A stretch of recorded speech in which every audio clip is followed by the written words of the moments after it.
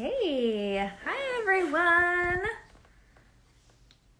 I'm back with another interview conversation, this time with Kristin O'Malley Calvert from Staged Detroit. I'm excited to talk to her. She was just on HGTV recently, which I just found out, so that's going to be really exciting. We're going to talk to her about that, a bunch of other stuff. So we'll let some people come into the room, and we'll bring up Kristin when she gets here.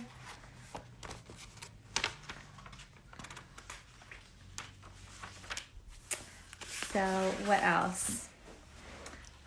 Staging is becoming more of the norm for listings, and we're going to ask Kristin also why you should stage your house, why it's necessary. So it was so nice. The weather was so nice today, 50 degrees, gorgeous. Took the dogs for a long walk. And waiting for Kristin to come on. So if anybody has any questions about what they would like to ask, please do put them in the chat, and we will make sure that we answer them. We work those in. Let's see if I can find her.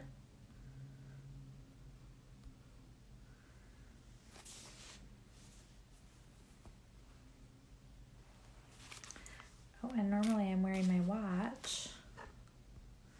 Hello, everyone. We're just waiting for a few people to get here and get started. And normally I have my watch so I can keep track of the time so we don't run over. And so I might need y'all to help me with that. Thank you for coming.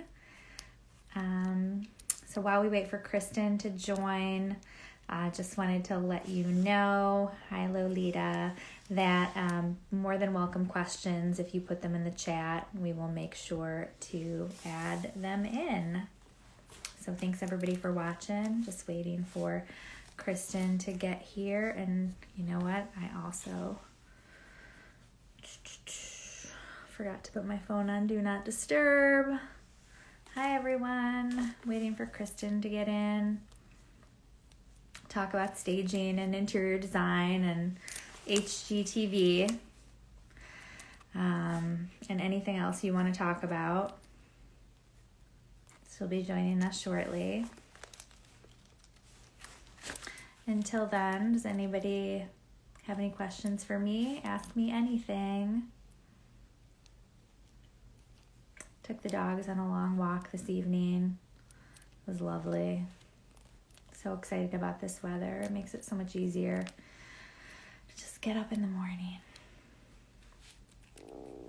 So excited for all the opportunities that are presenting themselves in the spring real estate market.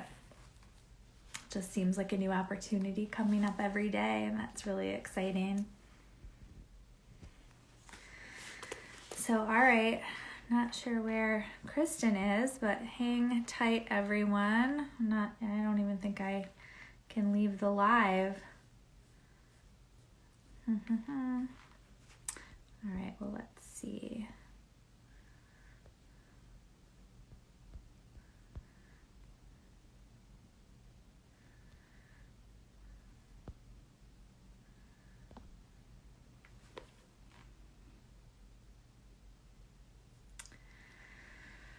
All right, so I am not sure where our guest of honor is. And I was not prepared to entertain this crowd on my own. Oh, there we go. All right, Kristin, hello. I'm going to bring you up. How do I do this?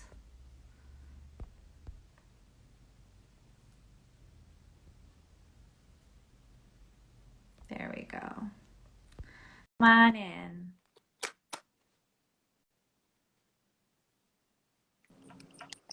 There we are. Hey, Hi. oh my goodness. It's always a hard thing when you do these.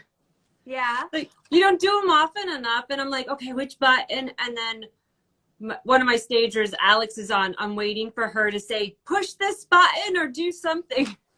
Well, so when I posted on my stories earlier about this, Alex DM'd me and was like, I'm in charge of the social media. So I was like, okay, we know we have a tech person to help Kristin if I needed. know.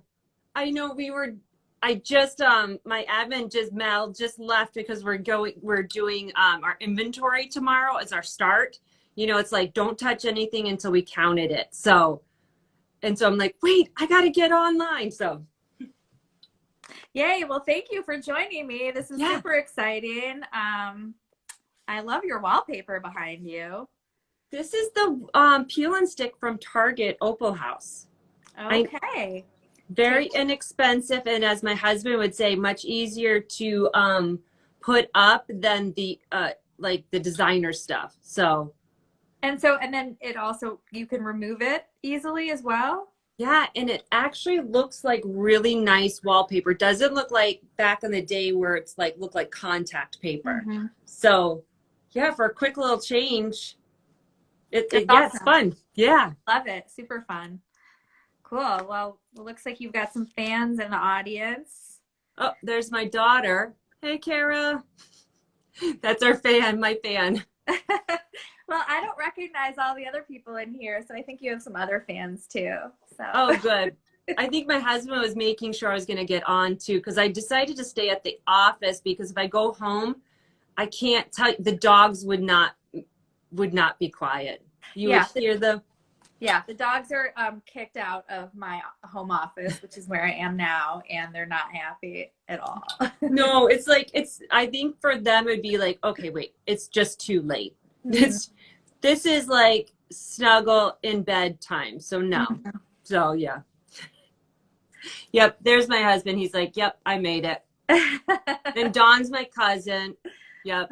Right. Love it. No, well, I'm excited. Thanks for having me on. Yeah, I have some things I want to ask you. Yeah, let's go. So let's get started. So tell me how you started your how and why you started your company, and where you work, like how it's grown, and where it's headed.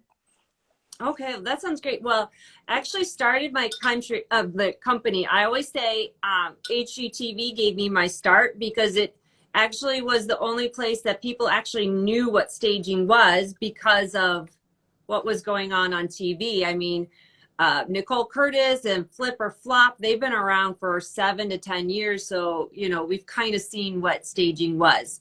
But I was a realtor for 10 years before I started staging. Okay.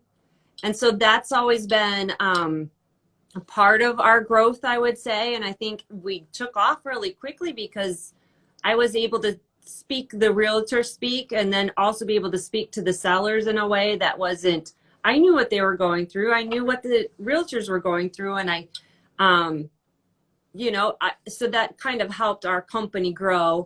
But it got to a point where I had to pick being a realtor or being a stager. It was like, I loved staging. I staged through the recession because I did a lot of short sales and I knew that staged homes or homes that actually looked photography ready were selling much quicker.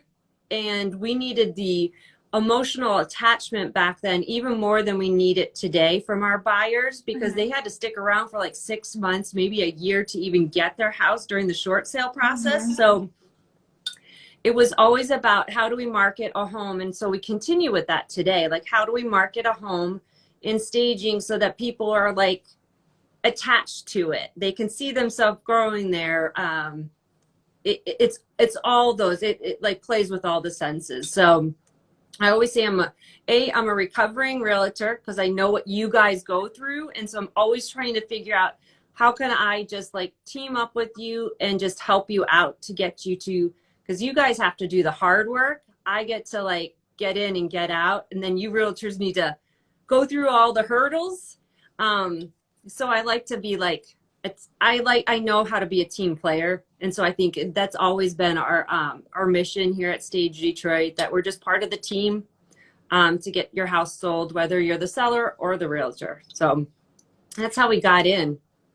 And so what was the inception that made you think like, I want to stage houses? Because I've been selling real estate for 15 years, and I guess I didn't even really know people that were staging up until maybe like 5 years ago. Like I just didn't, especially during the recession, I would never have thought that that was even happening. So. Well, I think some of it happened kind of organically in this way that like we had a lot of houses that were half like during the recession, if somebody was going through a short sale, it usually meant they had to leave town anyway. And so they would leave a few pieces of furniture. And it always just felt very disconnected to look that way.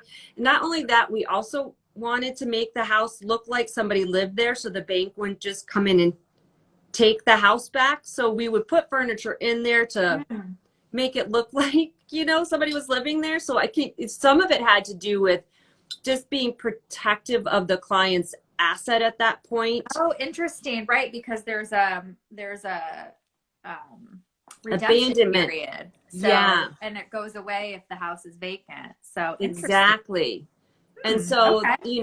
Clients, we were really trying to be very protective of their, like, the recession we knew was going to be something that was going to hit people hard, but it wasn't supposed to hit them for their whole entire life, So we didn't want them to be like, with a short sale, they didn't have to feel like the pressure of having to file bankruptcy and have a foreclosure on them. So I guess it kind of started a little bit like that. And so, I would bring some of my furniture over. I've always been like pretty crafty and like, okay, I need a new dining table. Let's get that one. We'll redo it and we'll bring this over. It was always, I always knew where to get furniture from. But I would say about 6 years ago, there was this house, a little tiny house in Lake Orion where I used to live and where our company was born out of.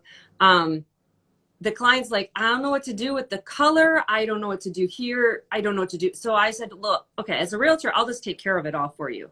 Move on. The painter will come in. I'll pick everything. And then I brought in, honestly, it was pretty hideous furniture. It's stuff I found that I could just make it work. And I still have a couple of those. I have to say, I kept a couple of the pieces. But we sold that property for like 20% above anything that the market was like holding. And they got multiple offers. And so this might have been 7 years ago now. So it was a little unheard of back then. Mm-hmm. And I'm like, oh my gosh. So for $1,500 that this guy gave me to work with, he was able to make $20,000 on this house easily. And so I guess some of that all started from that, Mm-hmm. And I've always loved Detroit. And we were probably the first staging company that actually was willing to come into the city. Mm-hmm. And so, I know our first stage job here in Detroit was a $58,000 home. And those investors till this day still use me probably once a month. So we were, we fell in love with the city back then. I hear your puppies. So where do you source your furniture now? And then also where do you store it? Do you have a warehouse? Yep. So our warehouse is here in Ferndale. We have 5,000 square feet. And so it's always kind of rotating stock. We can do approximately 30 homes at one time, but on average, we have about 18 to 20 houses out. Mm-hmm. And we buy stuff warehouse, like wholesale. But we've been known to buy stuff from Gardner White, from outlet stores, Facebook Swap. We always seem to find great little, what I would call your sizzle kind of fun stuff. They won't be around forever, but they're kind of cool right now, mm-hmm. like a bright, like flamingo pink velvet chairs or something. In NATO and in Birmingham, we buy a lot of stuff from them, our tables. So we source from a lot of different places. It's always like little here, and a little here. So it's constantly, there's probably about 8 to 10 hours a week that I am just like perusing all websites for shopping online. And I don't even like shopping online. So it's the hardest part of the job in some ways. Because you have to keep everything like looking fresh. You don't want people to be like, oh, Stage Detroit, I saw that couch at that other house. Like, this stuff is tired. It is. I mean, I was just interviewed by a different, somebody earlier this week, and they're like, how do you keep up with the trends? And quite honestly, I probably put in at least 7 hours a week of trend setting, whether it's magazines, web blogs, what's going on in LA and in Nashville. I always love those. Seem to be the two places that always have the trend like 6 months ahead of us. Okay. And so Nashville, I would never think Nashville. It's very trendy there. Okay. And even Austin, Texas area has some really cool stuff going on.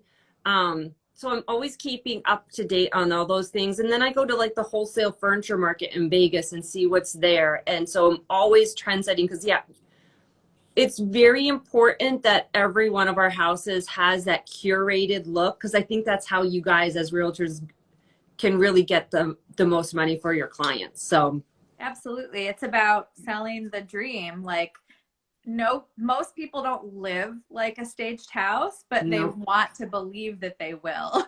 Yes, that they'll have the dinner parties, right? Is what I always say. Like, we like to entertain. I'm like, well, do you entertain today? And they're like, no, but we're going to start. I'm like, good for you, you know? But I think some people do, like, you must see it too. Like, somebody's like, I can't fit a bed in this space. And I'm like, watch me. I'll tell you, and I'll get a bed and a dresser and a desk in here if you want me to, because it's visually, I can see it so easily. And I think a lot of our buyers just can't see how things can fit when especially when it's vacant. Absolutely. So. Or if you have a property with some unusual features, then I think it's so important to see. And you do so much in the condo space in Detroit. And so many of those condos just don't, it's like you're selling every square foot. And so like you have to make every square foot count. You know, I'm like, if you're going to try to get $200 for that square foot, how are you going to make that count? Whether it's storage space or how do people walk and live in this space? Absolutely. It's really important. Yeah. And these days, like showing work from home ideas and areas is like essential. I imagine that you probably had to buy a lot of desks. We are constantly buying desks. I think we bought 6 desks in the last week. So now we're transitioning from desks that can become console tables when this whole thing goes away, because like we're going to have like 100 desks, I think, because some houses will put a couple desks in. So that was a new trend that came up so quickly. And I'm like, I was almost like, boy, how did I miss that? You know, of course we're going to need desk space, you know, everywhere. So we use small tables too now, so that it feels like it's not necessarily office-y. Yeah. You know, especially if you're working in your living room, you don't necessarily want like that traditional desk space, you know? So you want something that on the weekend you can convert it. Exactly. That you're working at your house. Exactly. You can put a couple chairs on it and you can call it a dining table. So yeah. So it's been like the whole pandemic kind of changed things a little bit of how quickly we had to like kind of change to what is a house now, you know? It's not just like where you go and lay your head at night. It's like it's your sanctuary. So we have used a lot more of like cozier items longer term. You'll see more pillows out on stuff because we really want to make people feel like they could see their house and their home there in that cozy environment too. That makes sense. Where I could imagine previously, especially blankets were probably not something that you would put out because it just doesn't seem like a necessary item. Staging, but I can see how that really can add that warmth that you would never have even needed before. Exactly. There's a lot of it that we kind of beefed up our bedroom sets too. So a bedroom now will have an accent table, whereas in the past I really never felt like it was absolutely necessary. but just having a side table, I think it's really important that parents need to know, like, if they're going, especially when they're like virtual learning, that the parents actually have a place to go to. It's been so master bedrooms or main suites have become really, we've been doing a deeper dive into those to make sure people really see all the space that's in a room, because people need a place to close their door, So. Absolutely. Do you also do staging for people who are selling their home that are still going to live in it, like not a vacant space? And can you talk about, like what you might do for that situation? So yeah, we do those too. So those are like, some of those are really interesting. First of all, everyone would think that what we would call that is an occupied stage. They actually take us a whole lot longer than just like a regular vacant stage, because we're working with what they have and with what we have to make it a cohesive design. Because if you bring in, a Target canvas like picture and you put it against like, a $10,000 artwork, it's like there's a lot of piecing together. But so for an occupied, we always start off with a consultation with one of our stagers, and they walk the property. And then we just figure out, we talk to them, we're like, you know what, you could do this on your own, and here's some things, and we can give you links to places to like buy these pillows from Target, buy this from there, Amazon, and put them in these places. 9 times out of 10, I would say they hire us to just come back and finish it up for us, because they can just rent these pieces from us. And I mean, we've done a couple in Bloomfield just a couple weeks ago, and they had both been on the market before we came in. They moved to a different realtor. They hired us, and their house sold in like 3 days. And it didn't take much. One took a minivan's worth of stuff. And we call it buttoning it up, because a lot of people, even myself, when I was selling my house 18 months ago, we don't necessarily, we see what we have in our homes and we think it's beautiful, but buyers see something else, and we kind of just need to make it just like appeal to a larger targeted buyers group. So you're that like impartial third party that can say like, your stuff is not that great. We need to improve. Exactly. And you know what I've always found too is that for a realtor too, it's like you have this long-term relationship with people longer than we do. I remember my brother-in-law he's a realtor, and he would bring us in. I remember this one thing he said, and to this day it still cracks me up, because it was probably like 4 or 5 years ago. He's like, she's crazy, but just do what she says. And then he's like, just tell them what they need to know. I have nice ways of saying, you know what? Your cat litter needs to be moved. I can do that. And people don't find, like, I am there so I can get you the most money and the quickest turnaround. And so I'm not going to I will keep it very pleasant, but I do take it very seriously when somebody hires me to come in, and I'm going to tell them what they need, And a lot of times I'll give them like a big list of what they need to do, but I'm like, you do 70% and we're good. You just cross off those few things you don't want to do, and we can take it from there. So would you tell people like that they need to paint an accent wall, or is it usually like take away this furniture and we'll bring this stuff in, or add these accent pieces and that type of thing? So it's a good question. And I think a lot of times, because of my real estate background, I still do a deep dive on their return on investment on painting and stuff like that. So case in point, there was a house we did in Macomb 2 weeks ago that had every room was painted a different color. And it would have cost them close to $11,000 to $12,000 probably to get their whole house painted. And when I started looking at that, and then looked at, well, we could just move you guys out and we could come in and stage it. And I think we staged it for like $3,000 or something. I was like, I'm confident that you won't have to paint if we do it this way.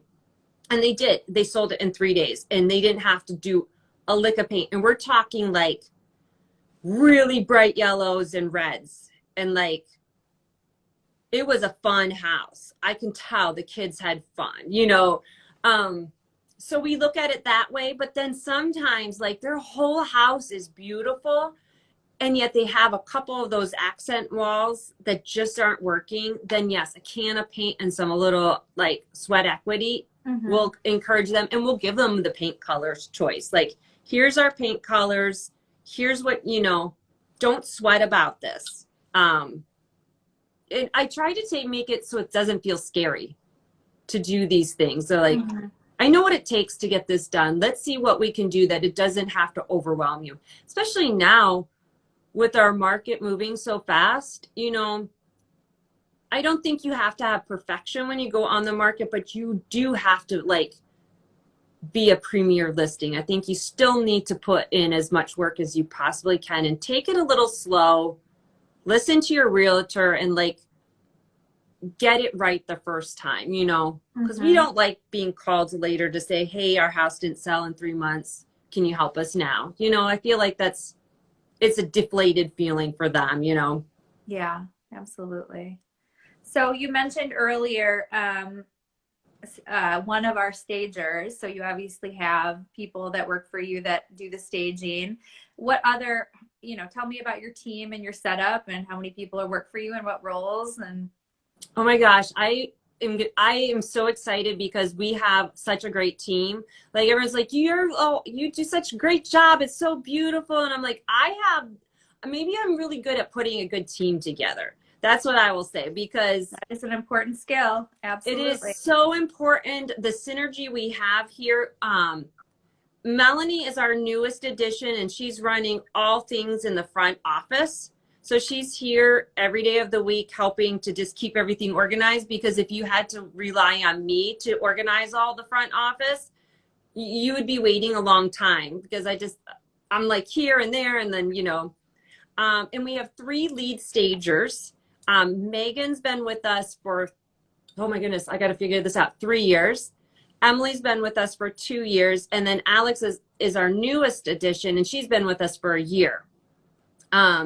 They all brought skills that really work well to staging. One's an interior designer by nature. The other one just has a really cool, trendy sense to her. She just have always been able to like put things together. And then our newest stager, Alex, she lives in Hamtramck and in Detroit area. So she's down that area, so she kind of knows it. But she also comes with a stylist and a real estate background. So we all kind of work really good synergistically. We all have a good sense of design, but we all bring a little bit something different to the table. Each of us has a different design sense too. Somebody, you know, one might be a little bit more in the traditional look, and one has a more mid-century modern. I'm more of the whimsical, quirky kind of look. And then, you know, we have somebody else that's more of an urban contemporary look. So it's a really good team effort. So when I say I put a lead stager on something, I really look at how do we really want that staged and what do we want that look to look like. And then we have 2 movers. My son is with me. He's our head mover, and he runs our warehouse. And actually his best friend joined him maybe 6 months ago and is working with him. So you'll always see everybody on our staff is all staff. So they're all W-2 employees. We're all insured, workers' comp and everything. So you know when you see Stage Detroit come through that we're all a team. So nobody's just popping in and out. So I love that. Yeah. And that people actually, are representing the company instead of just like being hired piecemeal here and there and that type of thing. That's great. We really try to keep a consistent team. And I jokingly say I hire 1 person a year. So like literally everybody is because I'm like, it takes a year for somebody to like get involved, and then we think, oh, who do we need next? You know? So we are looking for an assistant, like an intern, in the next couple months. So hoping to get somebody, a younger person, to come in and shake things up a little bit. That's what I always say. Somebody new and you shake it up. I think that would, I can see that would be a really attractive internship for somebody. Like, Yeah. sounds so exciting being an intern for a staging company. I did scare one intern away when I told them they had to like carry a sofa in. Now you don't necessarily have to do it all the time, but I need to know you can do it. And she got sick like a couple days later, and she's like, "This is not what I thought this was gonna be. I can't." And it was, and I'm like, "Oh, this was the easiest week too." So Yeah, you are not stage Detroit material. You need to be able to like pull up your sleeves and get dirty if needed. I always say, like, if I don't want anybody on my team to do something that I'm not personally willing to do myself or I haven't done myself. So Yeah. if it's something new, I'm hoping I would never scare somebody so much so. And so I'm mid 40s. So if I can still do it, then you young 20-year-old will probably have to do it too at some point. Yeah, no, that's a good rule of thumb for a boss. When I had employees, I said the same thing. Like, I'm never going to ask you to do something that I wouldn't do myself. So Yeah, exactly. Absolutely. Yeah. Yeah. I think it just garners more respect. Do they have staging software? Like, is it enough of a field now where you have like a staging inventory software, or have you adapted from other things? Goodness. You are like, this is what me and Melanie were talking about the last 2 hours probably, because if I knew now what I know now, 5 years ago, we would have done things a whole lot different, because I don't know about anybody else, but we're always looking for that magic software that just does it all for you. You know, like you plug it in one time and it's done.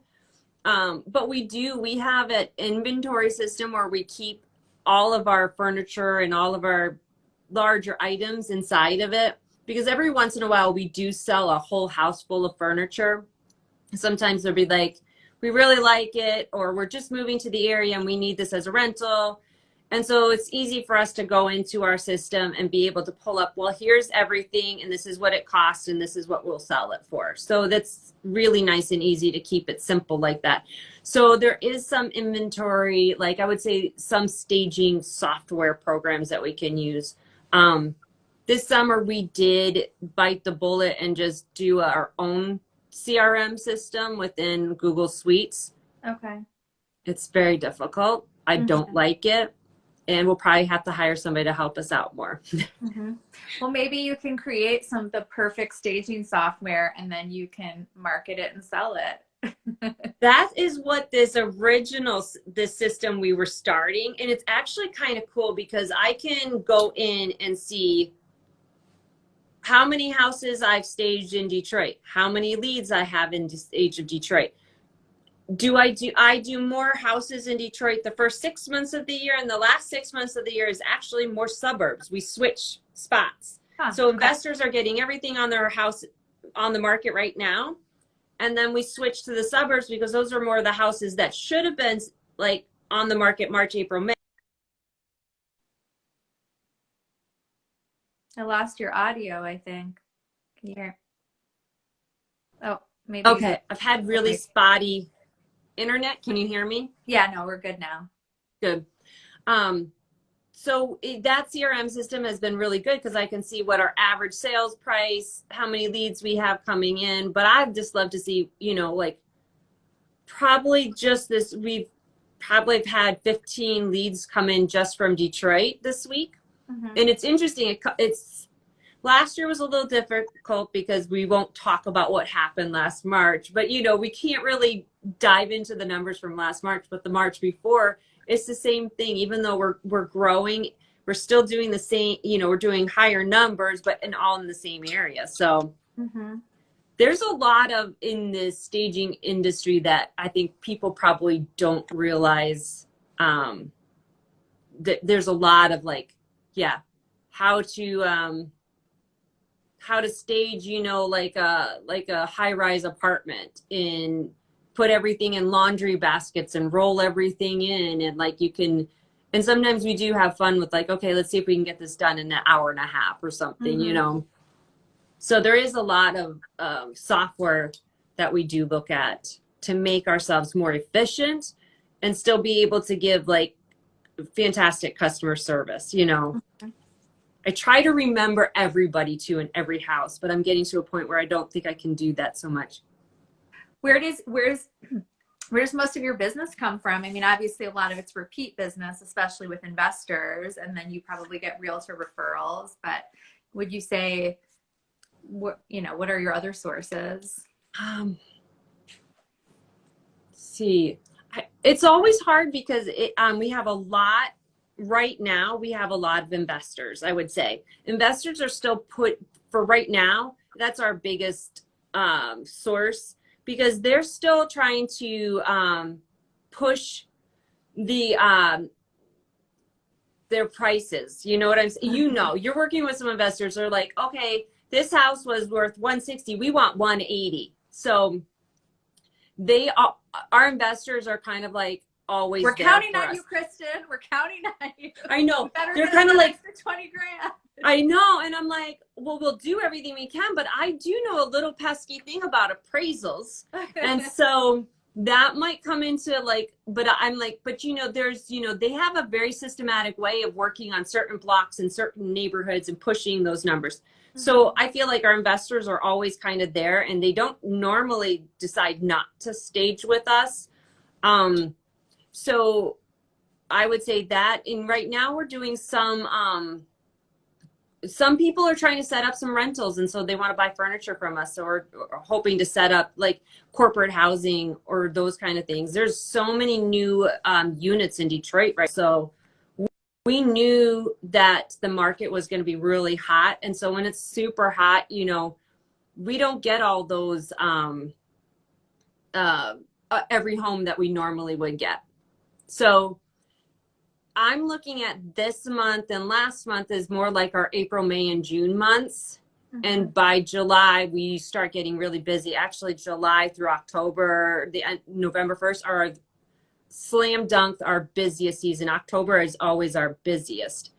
So I'm kind of just looking at that shift. Why do you think October is your busiest? I would never guess that.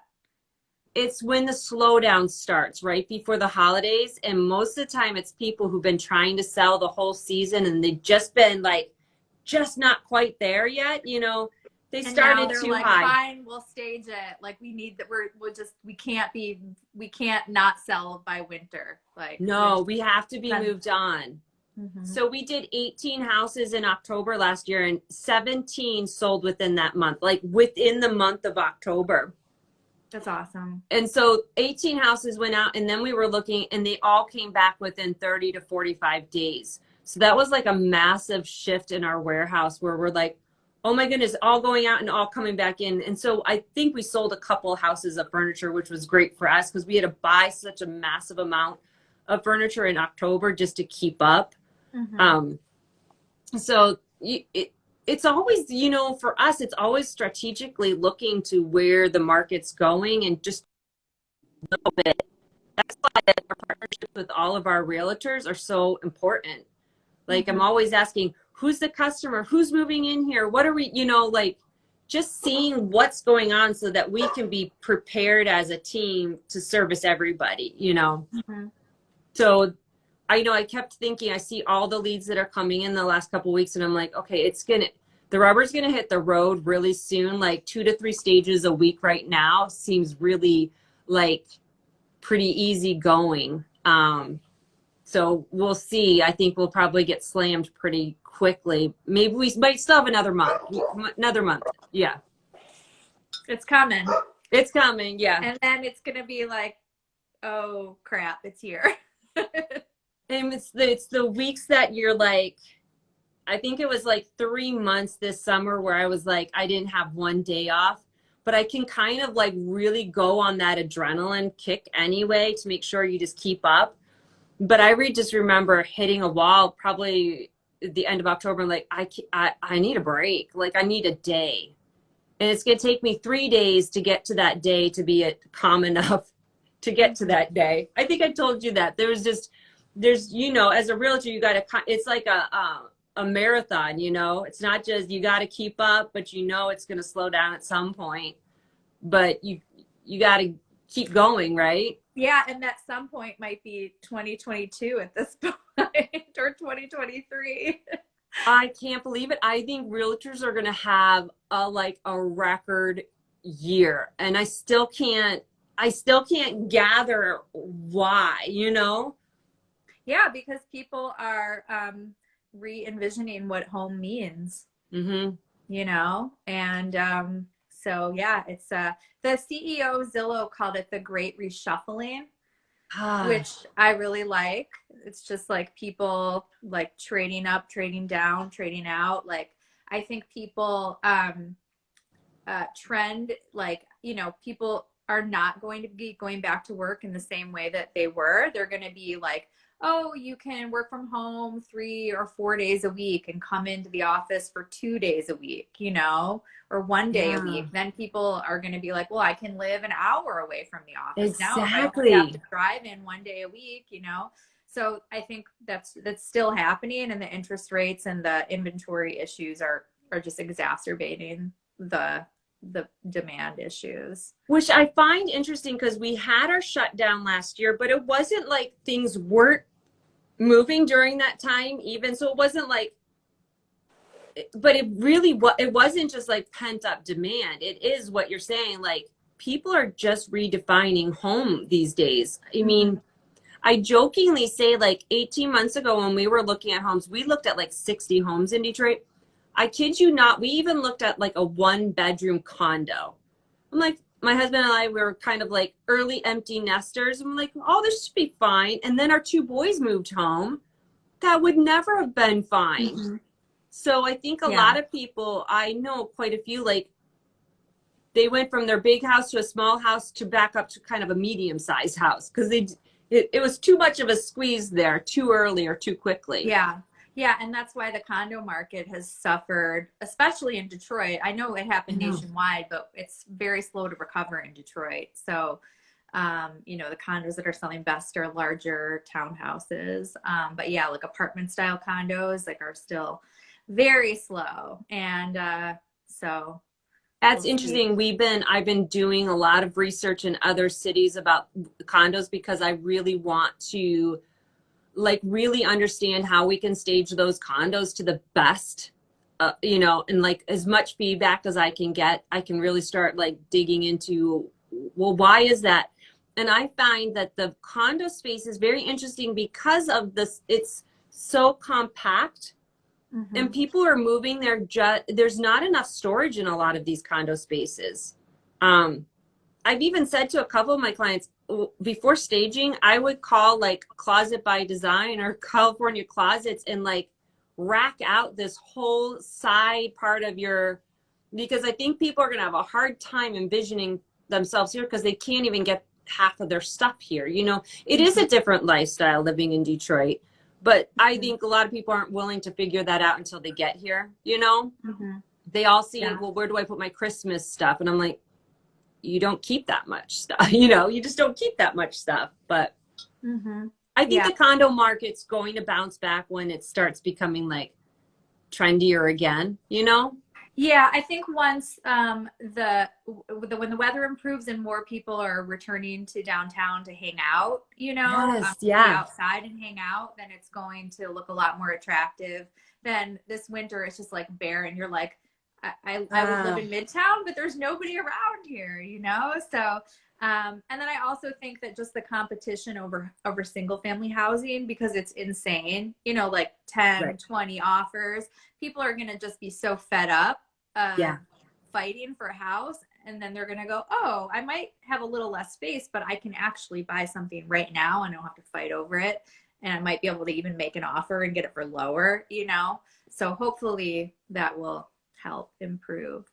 It would be um, really great if a buyer saw that now. Do you know what I'm saying? Like I've always said, go after the house that's been on the market for a while, or a house mhm. that's like you didn't think you wanted, but look at all these other pros. And a condo space is something you don't have to be in forever if you don't like it. You know, Yeah, I, you can rent it and keep it as an investment or resell it once the market, because it's all cyclical. Like in mhm. 2017, the condo market was ridiculous. It was a fight, you know, it was not enough inventory, and you know that's kind of shifted. So it's you know, it's all cyclical. It's going to come back. So buy low now and then, you know, sell high, or Yeah. So I'm gonna talk to you offline about this because Yeah. I think there's some improvement to be had, and we should be ready for the spring. So. Oh yeah, no, I think so. We're buying some smaller sized furniture just for some of the because we're seeing a ton of condo stuff coming up into our lead systems that we haven't generally seen, and so we always know when that we start seeing that, okay, we need to regroup. You can't put a 9-foot sofa in there. You know, that Restoration Hardware sofa is not going to fit, but we're going to fit the largest sofa we can in there to show you how much space there is in here. So it's an interesting one, and it's one that I've always been so intrigued by, like figuring that market out. Cool. Well, yeah, we'll definitely talk offline about that. Yeah. I want to talk about HGTV. I know. That was a fun experience. Yeah. So I know you and I had texted a little bit about that, and I have not watched it yet. But so tell me about the house. Is this the one you said you were looking at a whole bunch before you were just talking about it? So tell us about the house. Tell us about how the process of getting selected, by the show, and then the whole, like, what was it like? Well, so we bought a house in West Village.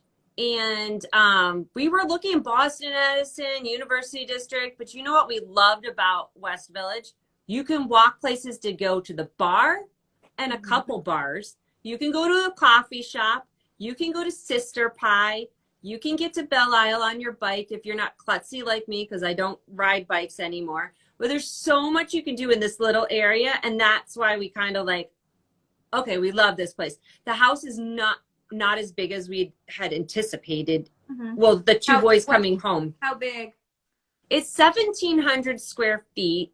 And so we came from a mid-century open modern home before, like a 1960s home that was like, about 2,000 square feet. We never really enjoyed large homes. I kind of like smaller, cozy things and then larger living spaces. But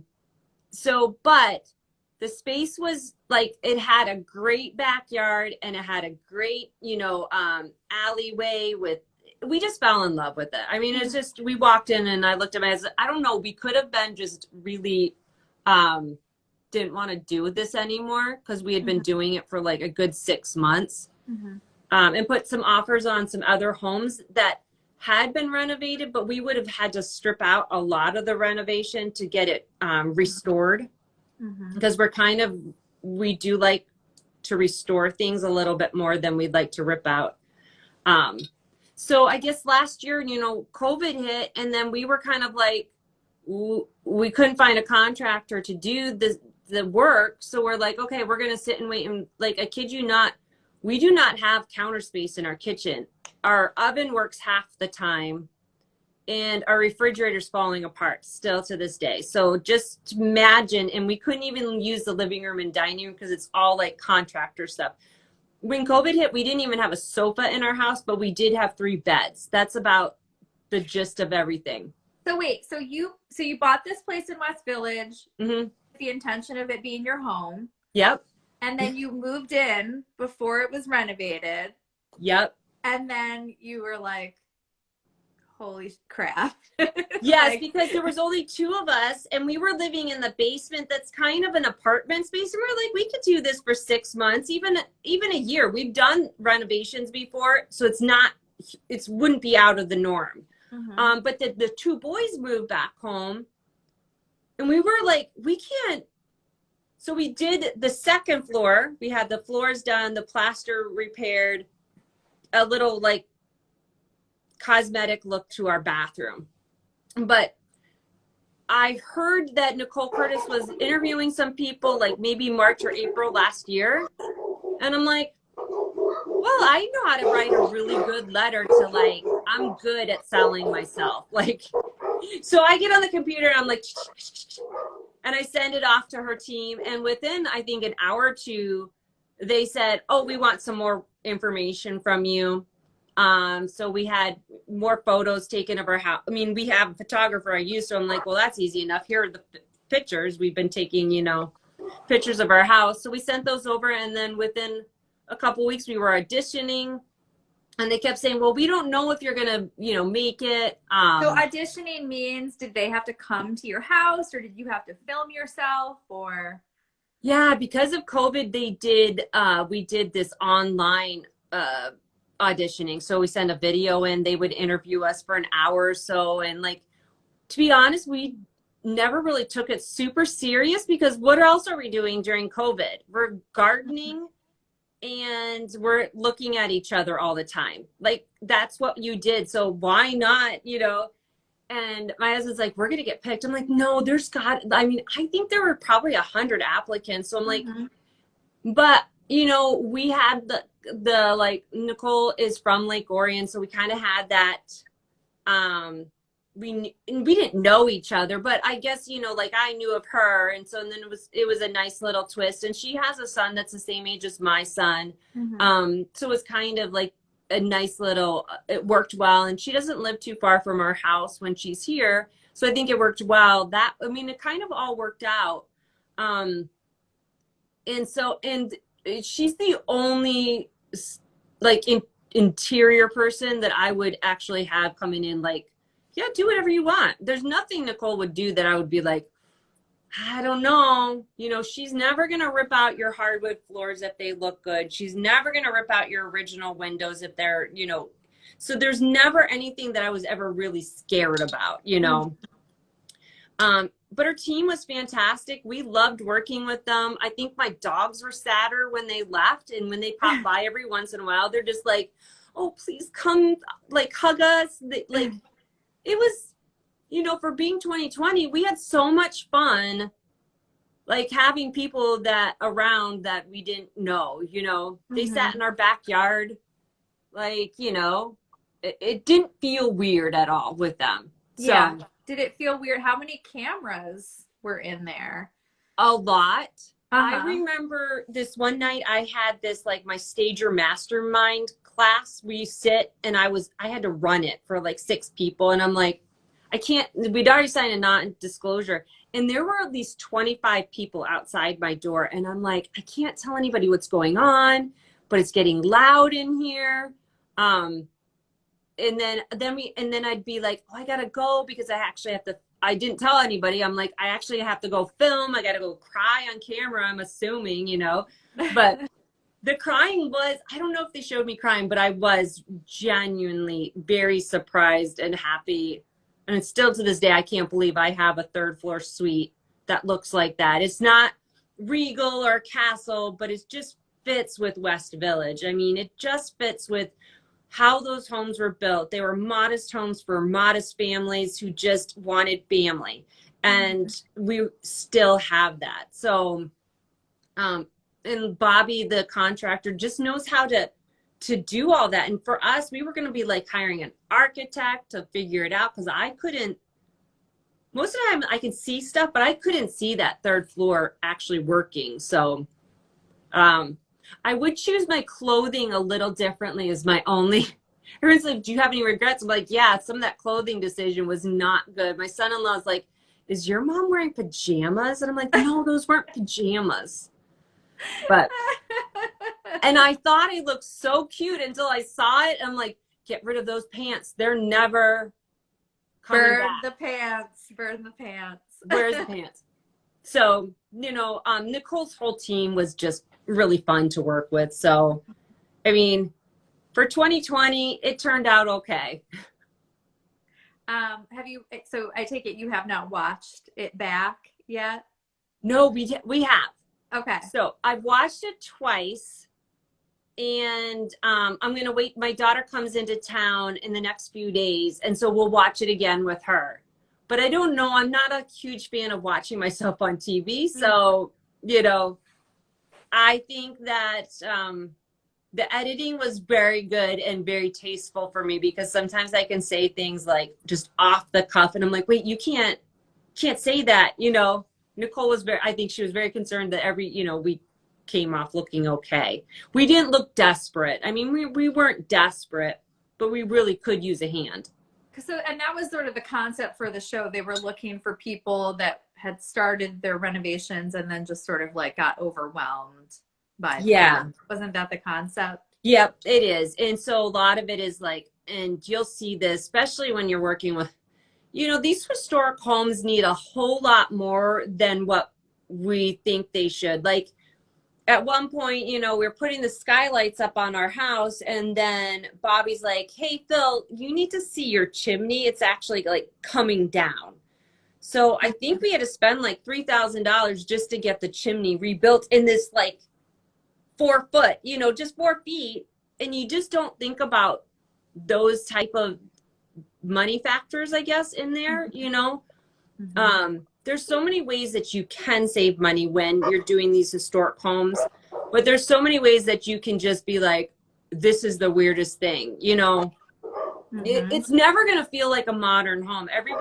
The biggest thing that people comment about to us is, where's your closet, because we don't have a closet up there because we have a room downstairs. You know how a lot of these four squares here in Detroit have one smaller bedroom.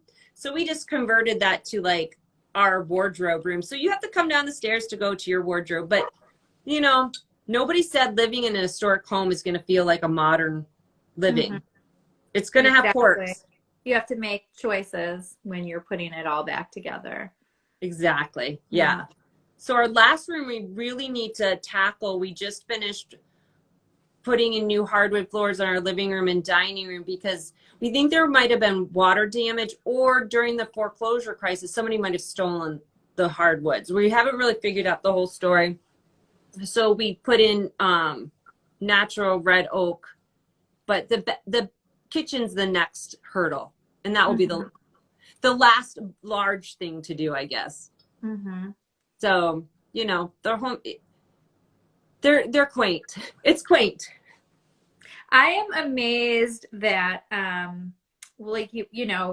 for me, my whole life story is like the shoemaker kid shoes, like my house, like a million unfinished projects, or just like can never get the momentum to do anything. So I am very impressed that as busy and successful as you are, you somehow managed to pull this off. So I think some of it has to do with like the real estate. I always like an exit plan with my house. So just in case we had to move, the house would be ready to go.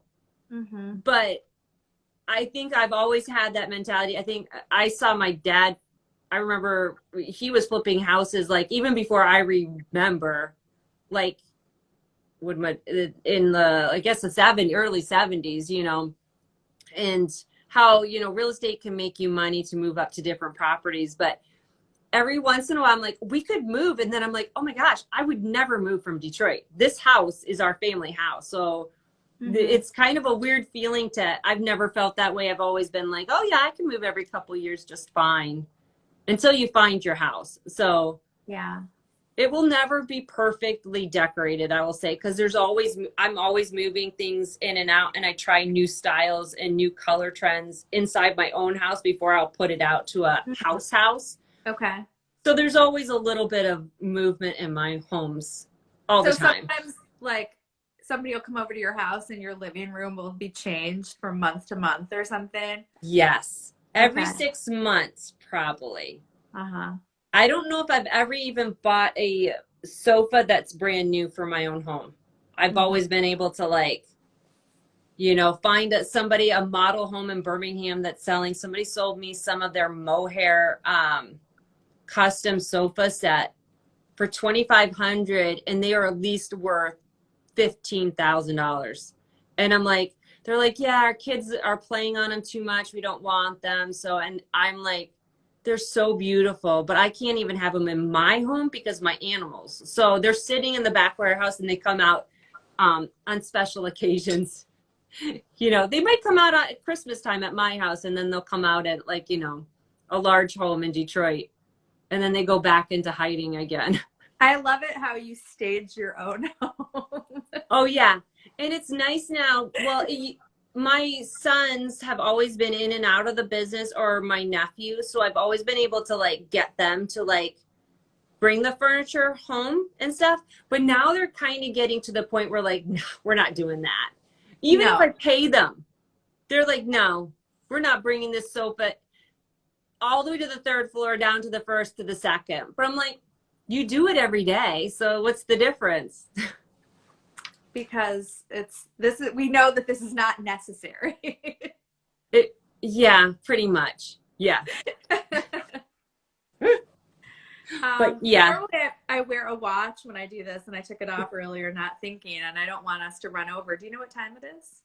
It's actually 9. Oh, is it? Like yeah. Perfectly 9? Perfectly okay, awesome. 9. So tell the people where they can find you, how they can hire you. Oh, fun. Well, thanks for the opportunity. I mean, the best place is to follow us on Instagram for like your pictures, our fun stuff.